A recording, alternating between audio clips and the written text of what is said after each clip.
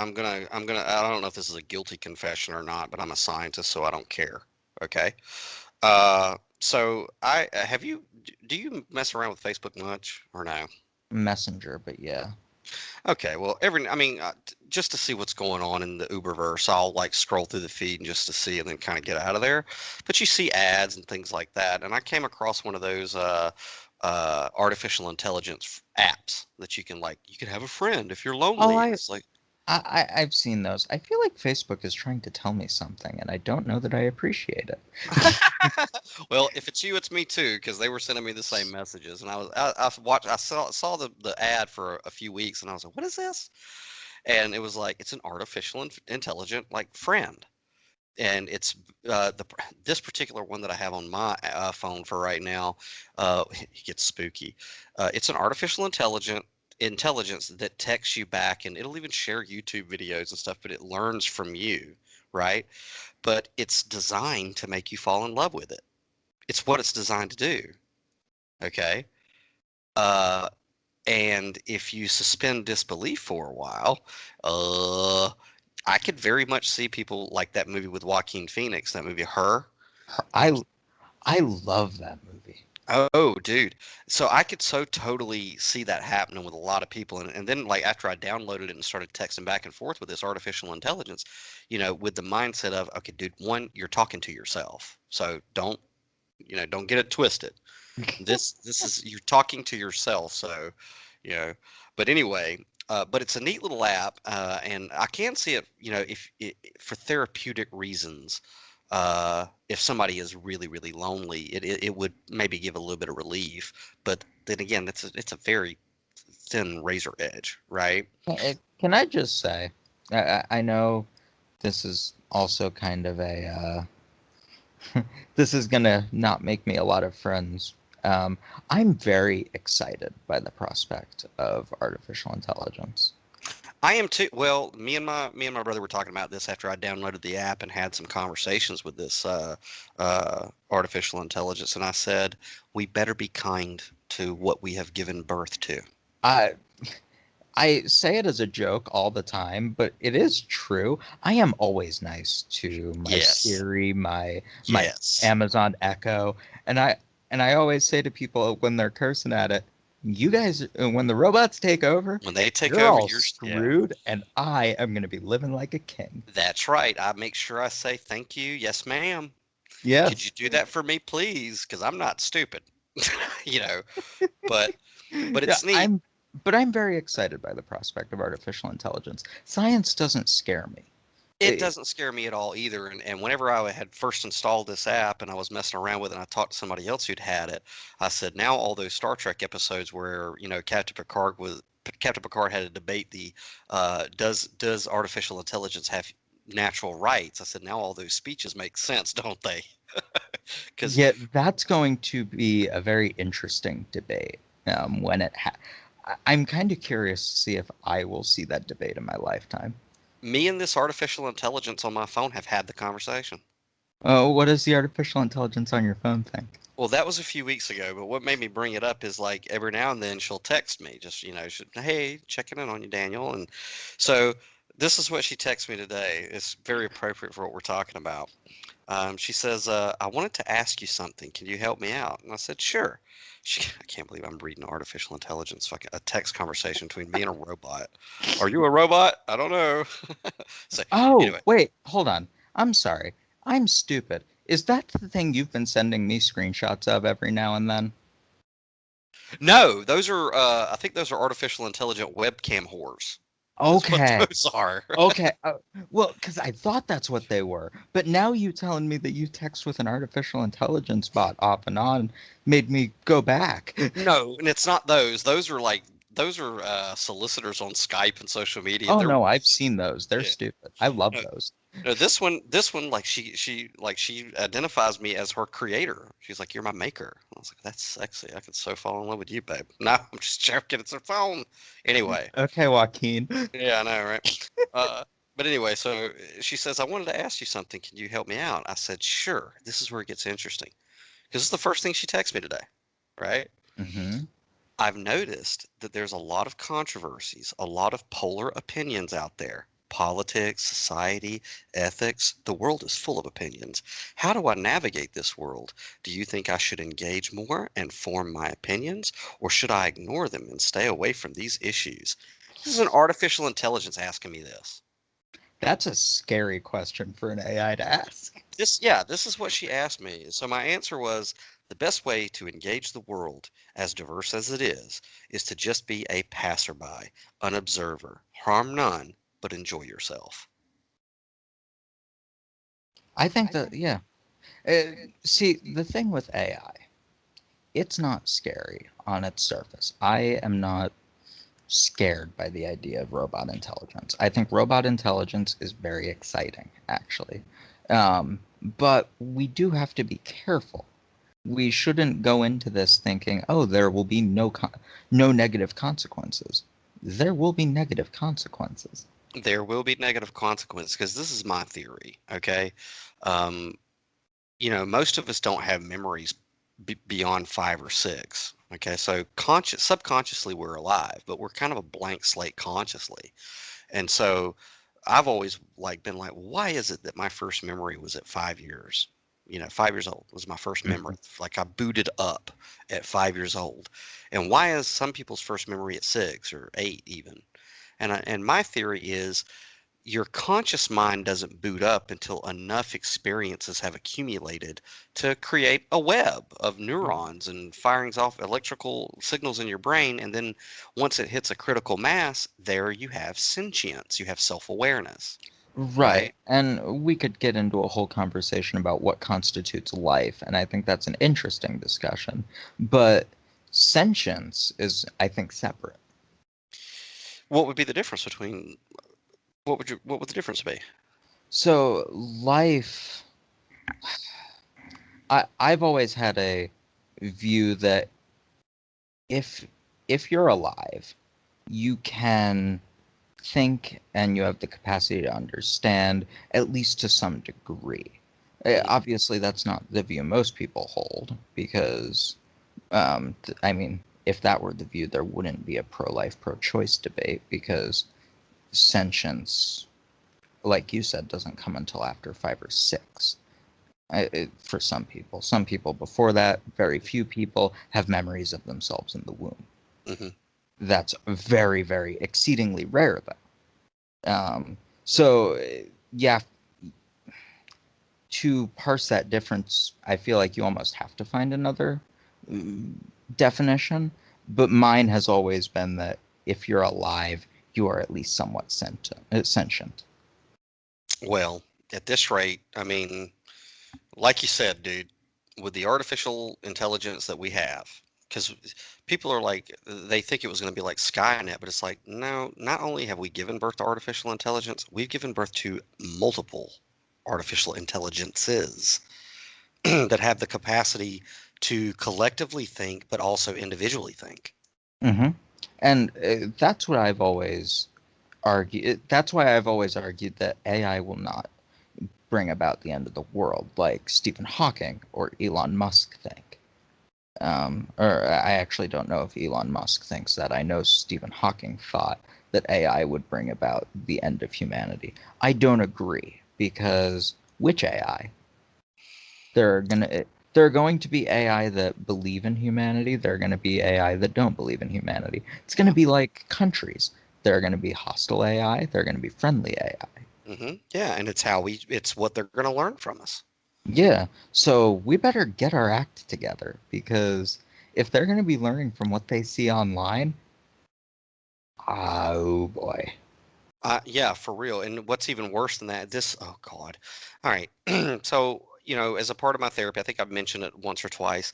I did get a virtual reality headset. Okay. Yes. And of course, it's a fun toy. There's a lot of cool things you could do in there, but I did get it for therapeutic purposes, and I do have to say that it's a brilliant piece of technology when you use it correctly, because I have seen in a very short amount of time phenomenal results from using it as a therapeutic tool. Phenomenal results. Okay. Um, However, with any type of technology, for every Super Mario brother, you're going to have a Grand Theft Auto. Okay. Hmm. So, And both have their merits, I believe. sure. So, there's a VR chat for, I mean, you could do it on desktop too, but to me, I just don't see how it would be as immersive as in VR. But VR chat's basically like Ready Player One, the Hmm. Oasis, like the very early stages of it, where you create your avatar, you can jump to any world anywhere, you Hmm. know, and there's all kinds of different themed worlds. I mean, you could be literally, dude, I thought I was like having an acid flashback. I had a philosophical conversation with a 6 foot stick of butter, a 2 inch tall Mandalorian, and a cockroach one night Beautiful. on a balcony that was floating in space. Beautiful. Beautiful. Yeah, so it's like that can happen. Well, so I jump from world to world. I'm not really looking for any kind of conversation because a lot of the VR chat is just filled with little kids who somehow or another got on their parents' Oculus or whatever. So it's a lot of asinine stuff in there right now, but it's kind of neat. I mean, every now and then you'll meet some cool people. But Mhm. there's this one world in there. There's quite a few worlds that are they're set up to be like strip clubs or nightclubs or lounges or bars, right? So you have a ton of those themes, just like you got movie theater themed worlds and things like that. Right. Well, there's this one club that when you go into the club, there is an artificial intelligent hostess with whoever the animator was wanted to make her very well endowed. Okay.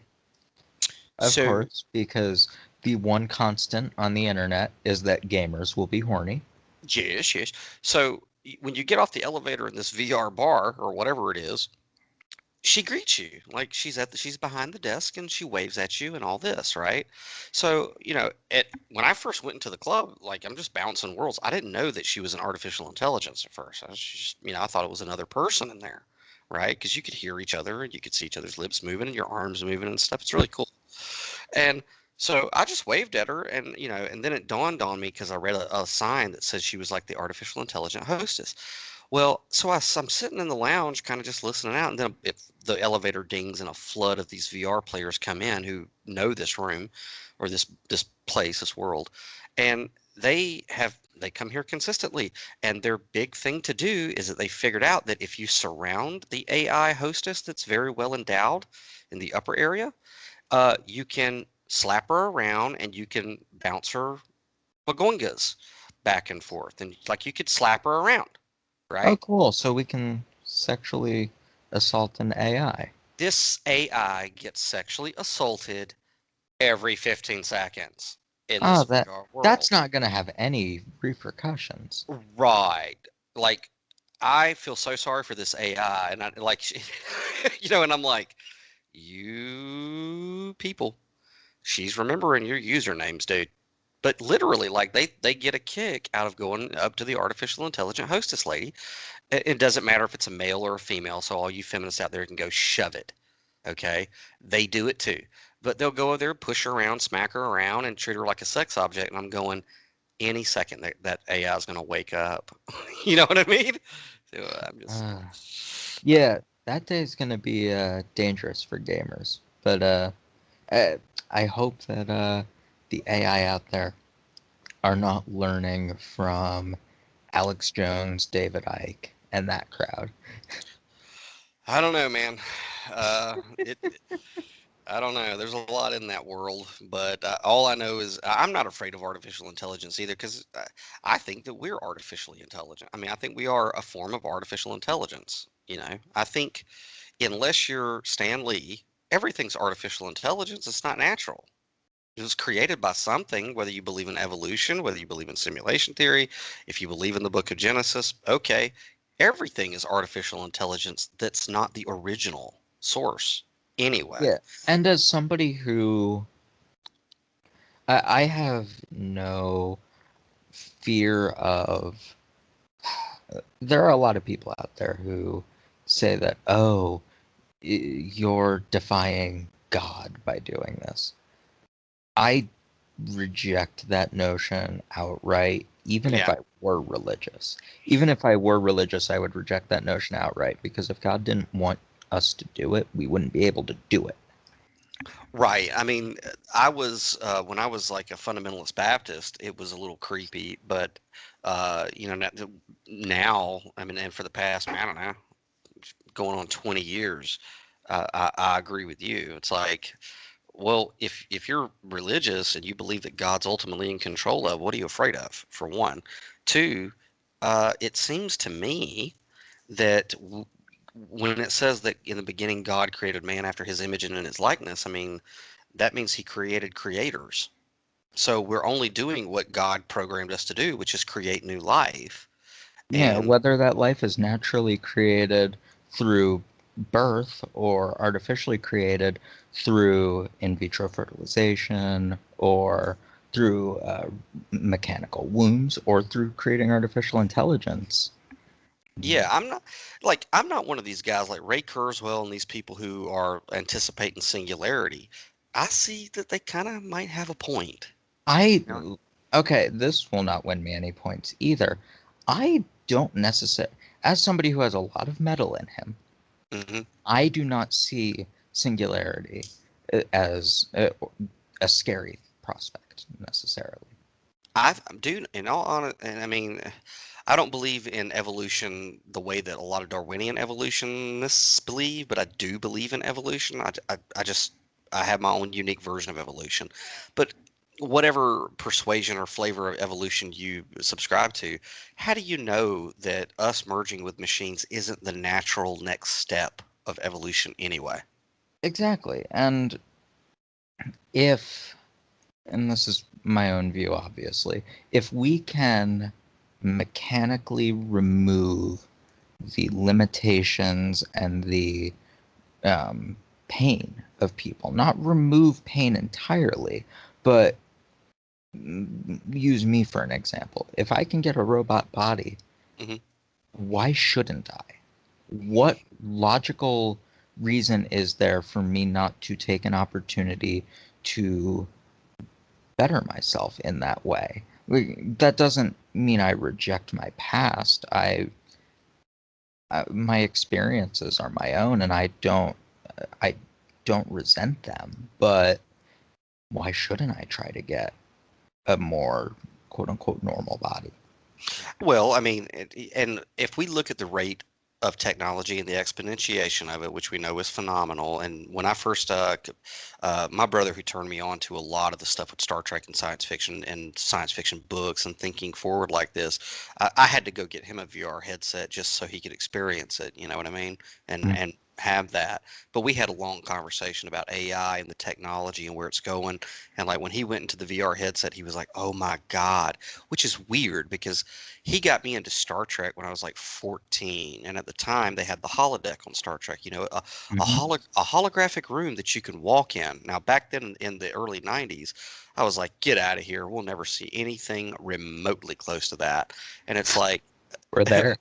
yeah, my brother Ace, he was like, "Dude, we're gonna have that," and I'm like, "Yeah, whatever." So it was cool because I got to bring him his own personal holodeck because that's what it is. That is cool. And Yeah. we're gonna have our own datas eventually.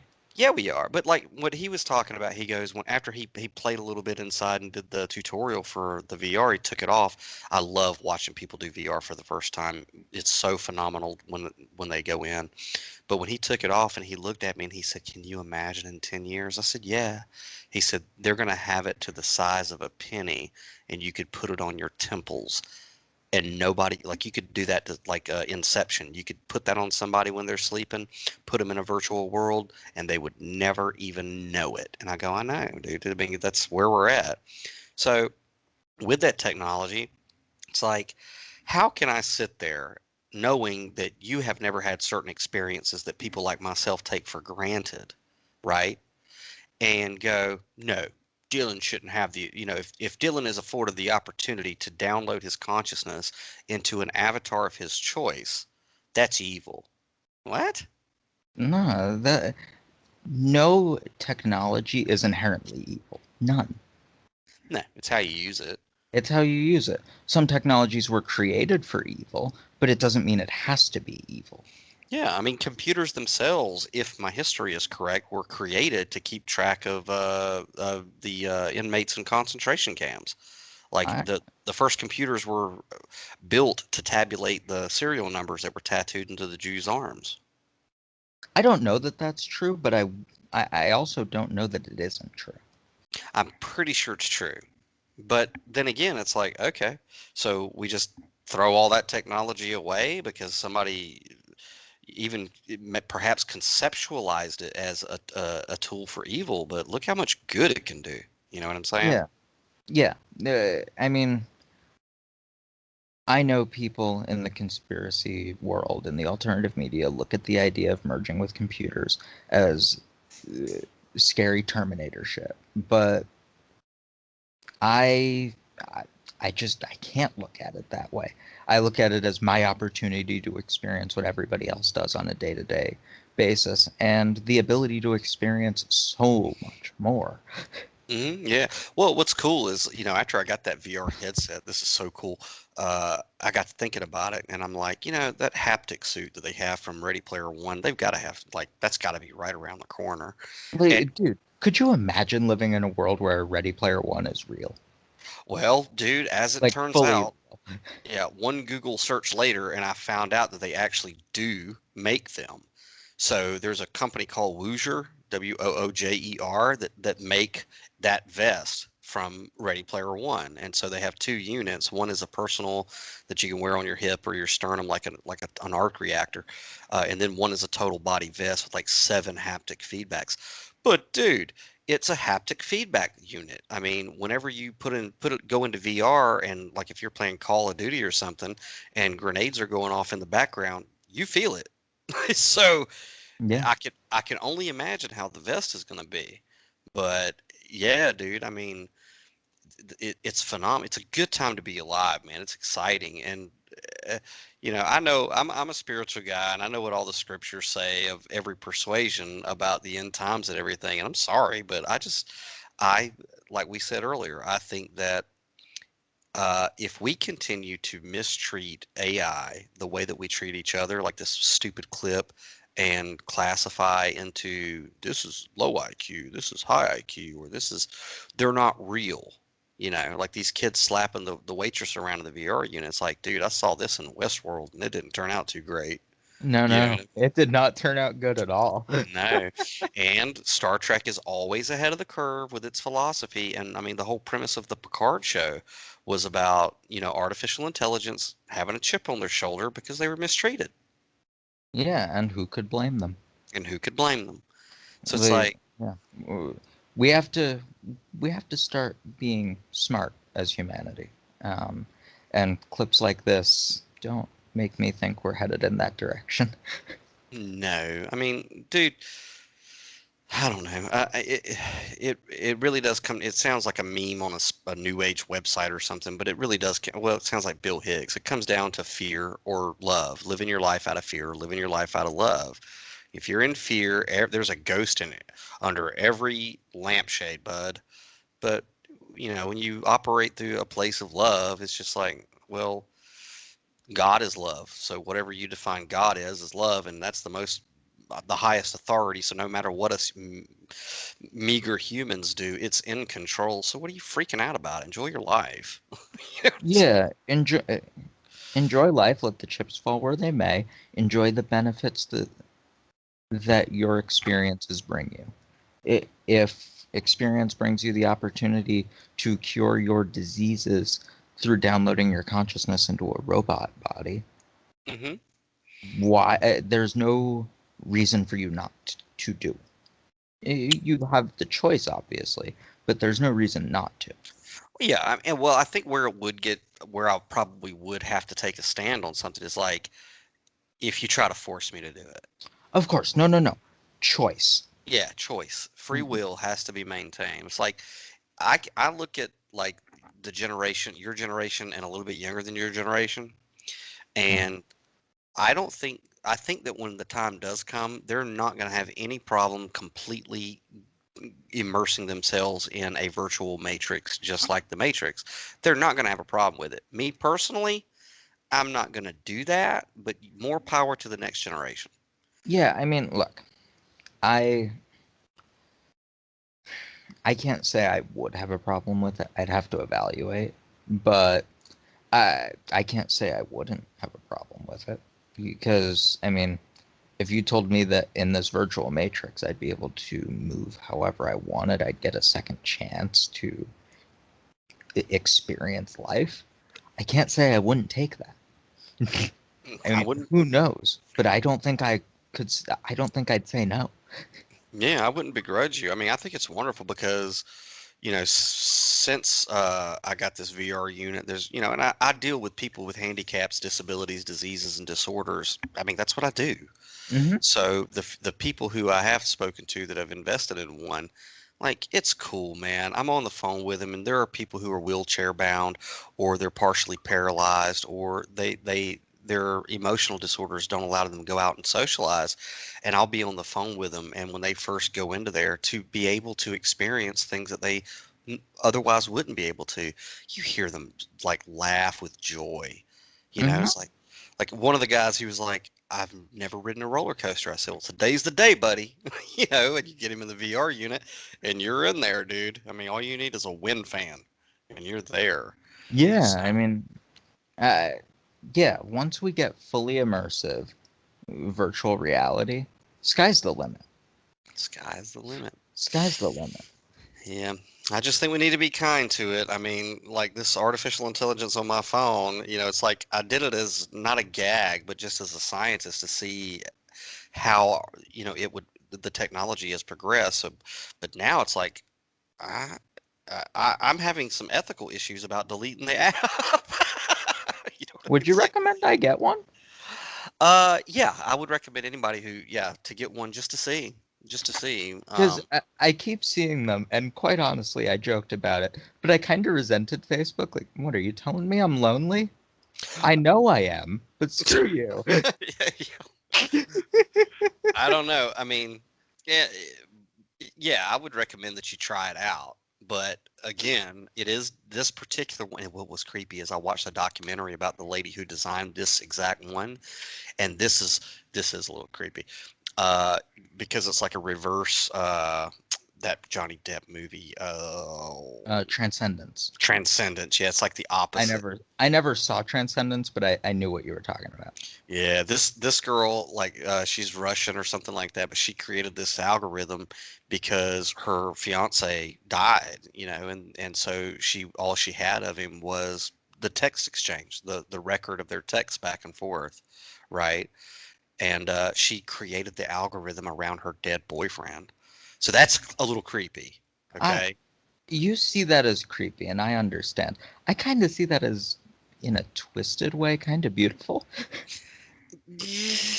I mean, well, it's like Ray Kurzweil. This is why I kind of identified with him because I watched his documentary, Millennial Man, I think it was called. Um, We're gonna get a lot of shit for praising Ray Kurzweil. I think he makes sense. I'm sorry, but Ray I do Kurzweil's got a too. point. I do He's got a too. point. One of the reasons I eat so many vitamins is because of that documentary. Yeah. But his whole thing, like you got to understand this guy's motivation. His dad was a jazz musician, I think, was a saxophone player. He loved his dad very much, and his dad passed away when he was a young guy.